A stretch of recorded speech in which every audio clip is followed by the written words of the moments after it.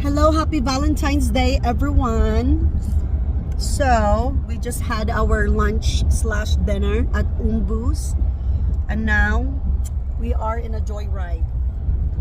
Ayun. Pasahero lang kami ni Diyang dito sa likod. And what are we trying to do? We are trying to look for snow up here on the mountains. Naghahanap kami ng snow. Nasaan ang snow? Walang snow. So we'll see. Anong nangyari winter? It's still winter time here in Utah, but there's no snow. What happened to the snow? Anong nangyari? Baka sa summer Saan yung gusto pumunta? Sa Sundance? Dito tayo doon? Basta may snow. Ayan lang yung Oh my gosh, yan lang yung snow? Anong nangyari? Tumigas. Yung tubig. Oh, ang tipid.